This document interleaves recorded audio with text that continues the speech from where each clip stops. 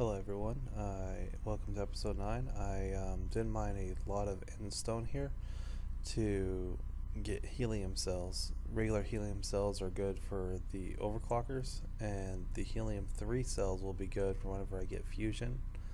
It's one of the best ways to get power in return, and that's the main reason to get a couple stacks of endstone to harvest that. That right there was sheldonite ore. That is the only way to get iridium. You can get iridium from both the platinum dust and you'll get a couple nuggets from just grinding the ore as well. For these ores, since they are so rare, as you can see, I'm going around trying to find it, and even whenever you do find it, it's only about 4 if you're lucky, sometimes just 2. And you would want to use mercury cells every single time because you'll get more platinum that way, which can in turn into more iridium nuggets from the industrial centrifuge. So never ever want to use the industrial grinder without a mercury cell for the sheldonite, or you would really be killing yourself basically. Yeah, that's definitely the best way to do that. So the main idea is to get as much iridium as possible and start working on the advanced solar panels. Alright, finally got my second UU matter, and now it is time to finally be able to make my first advanced solar panel with GregTech.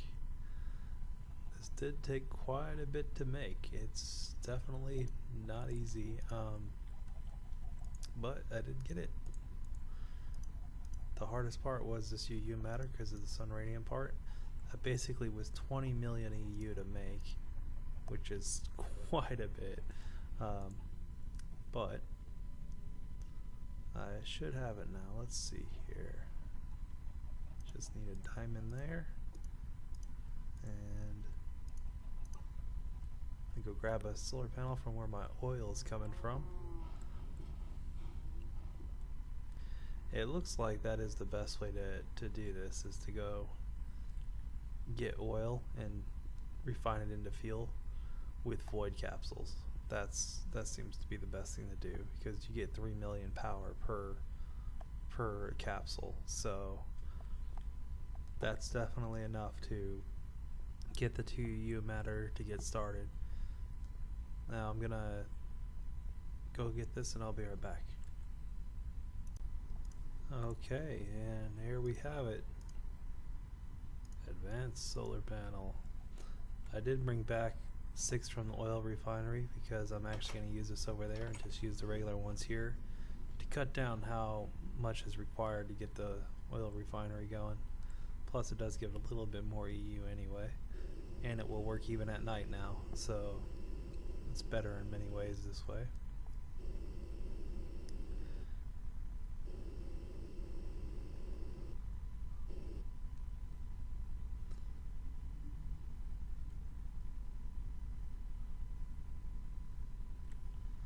We'll be working on making a couple more advanced solar panels, and we'll be going on from there.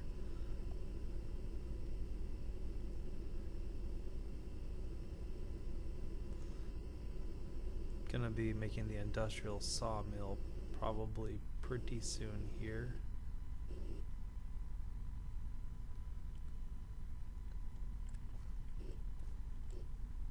And actually, I don't even need that.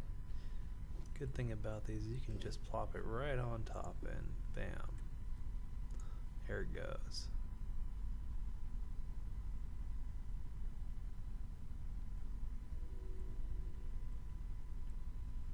Now that should help it out a lot here.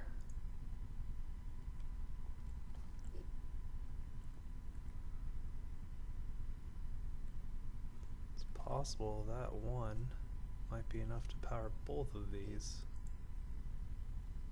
because it's actually, let's see here,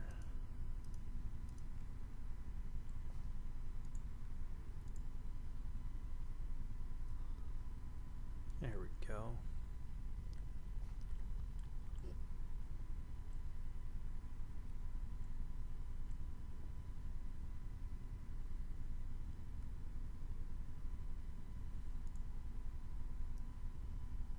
It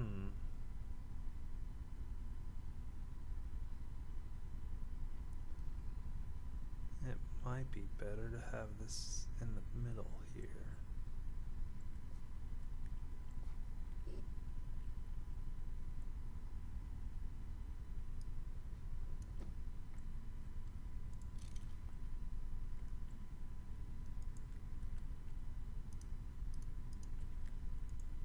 Do a little bit of reorganizing here. I think it's going to be better if it's half and half.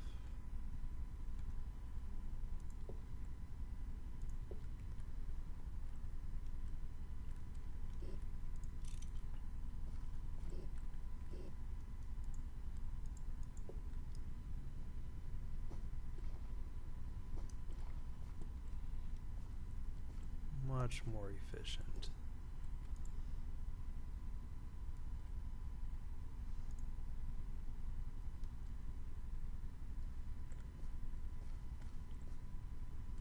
All right.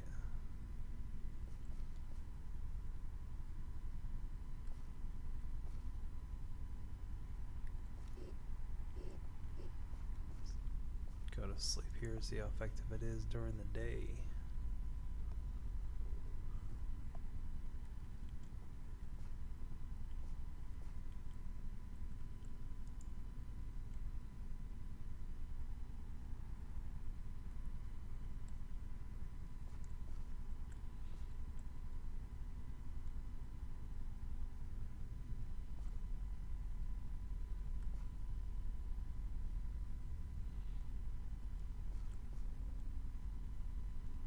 Yeah, it seems to be pretty much perfect now. That's as good as it needs to be. I could put one more electrical engine in here. That might be a better idea whenever I get more advanced solar panels to get this to go a little bit quicker. And of course get rid of the regular ones eventually. A quick note, no, I did not use electrical circuits inside of these electrical engines, mainly because it wouldn't have been worth it. They do require, whenever you make the circuits and then you're done with this area and I no longer need the oil here, whenever I pick up the electrical engines, I'll lose the circuit. So in a way it's just a waste of time, because I only have 2 diesel generators right now anyway. Probably going to get more. Even if I do, it's still just, I would need tons and tons of diesel generators for it to really be worth it to actually use a circuit, because it would only be worth it if I'd be using the energy as fast as I'm getting it, which is far from what I'm doing. So I don't really think it's worth it to actually get the refinery to go too much faster than this because of that. It should be fine just the way it is. So yeah, that'll take care of the oil, and this will get me going. And need a couple more advance, and then I won't even need to rely on it anymore. So right here, I figured out the best way to do this is to just use the corners, because for the industrial blast furnace, there is lava in the center. So you don't want to take out the middle and start doing it. I used to make a really cool design by doing that, but it's just too dangerous. You could lose casings from the lava inside the middle. So just doing it up and down on the sides is the best way, because it still kind of looks kind of cool. You'll have 4 all the way up and down, and this, just using the advanced casings, just increases the heat and makes it possible for me to eventually use tungsten.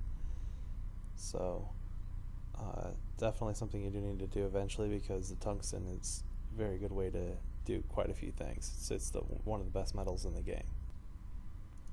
I did decide to redo my factory here. The plan was to get some golems to be able to automatically do things.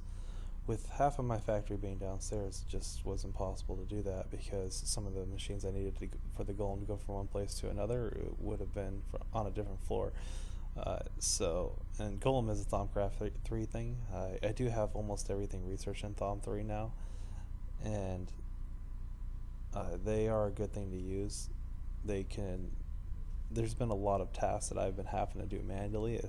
I've been spending way too much time doing that, so I'm trying to figure out ways that are effective to automatically do things, and golems are a good way to do that.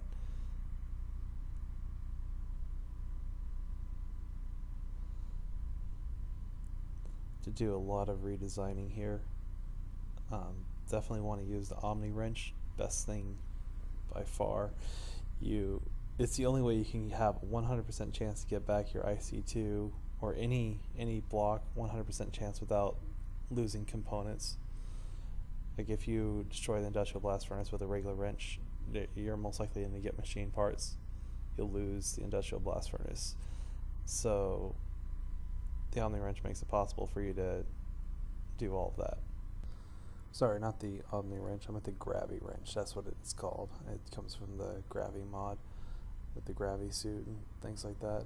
All the best stuff that the game has to offer right now currently. The wiring I did really change a lot. Decided to put the transformer here, go across just one from my farm, keep it separate, and get all the machines hooked up to this LV transformer, and still using the bat boxes to control, making sure everything's 32 EU exactly. And let's see here, MFE for extra storage.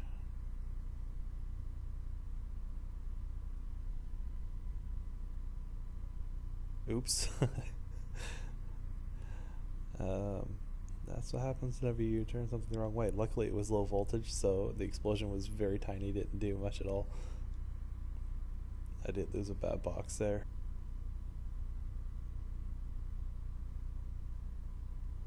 There we go, much better.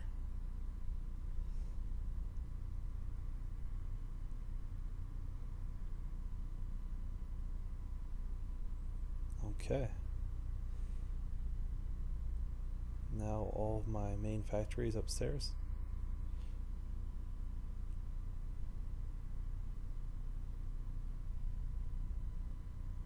And yeah, those fuel cans is one of the main reasons I started doing it, because I had to keep going back and forth with fuel cans to keep the generators going. I think that's gonna be it for now. I'm gonna go ahead and get over to episode 10 here, and I'm not really sure what I have planned right now. I do have a lot still to do. I plan on getting Blue Electricity going. I still need to focus on my bees while I'm going through and doing all these other things, trying to get the nuclear bees for the uranium. I need to get a quarry eventually. I need to make my factory look a little nice, so quite a few things I still need to get going here, and I'll see you guys in episode 10.